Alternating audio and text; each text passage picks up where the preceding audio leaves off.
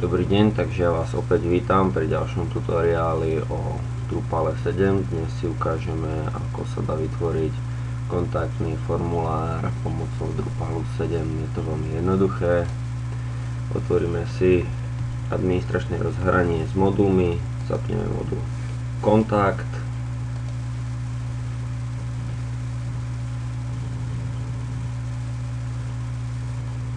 Na to otvoríme štruktúru, kontaktný formulár a už vidíme, že tu nám automaticky Drupal vytvoril nejaký ten kontaktný formulár, v podstate na ktorý nám budú chodiť e-maily. Tu si môžeme zvoliť, ako sa bude volať, tu kom bude chodiť. Tých adries tam môže byť samozrejme viacej, to môže byť nejaká automatická odpoveď. S tým, že v prípade, že potrebujeme viacej kontaktných formulárov,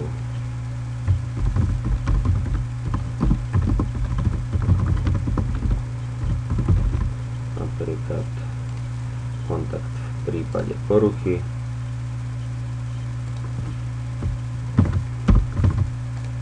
tak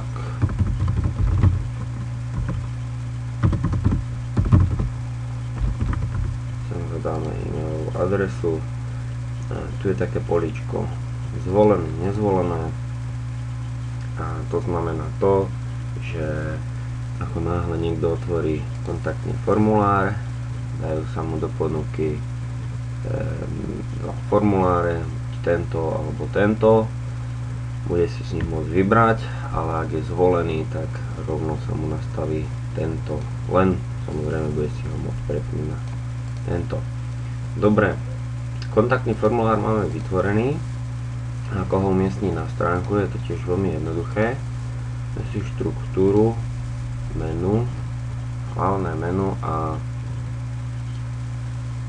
dáme si, že pridať odkaz. Tak.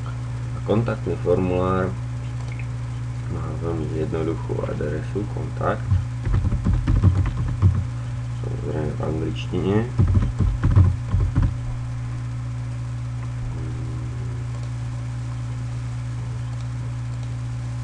Vidíme, že tu sa nám objavil kontakt.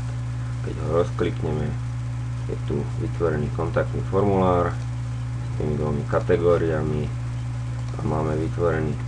Tak, má to jednu chybu, že keď si otvorím stránku ako neprihlásený používateľ, ako administrátor, tak ho tu nemám. Čo to znamená? To znamená to, že potrebujeme nastaviť ešte nejaké práva. Tie sa nastavujú v sekcii ľudia a tu budú oprávnenia. Výborne. Tak, tu máte také akože použiť globálny formulár kontaktný, toto zaháčkáte, uložíte oprávnenia. V tom prípade by sa nám už malo aj ako neprihlásenému zobrazniť kontakt a nejaký ten kontaktný formulár. No, to by bolo pre teraz všetko. Ja ďakujem za pozornosť a teším sa na ďalší tutoriál s vami.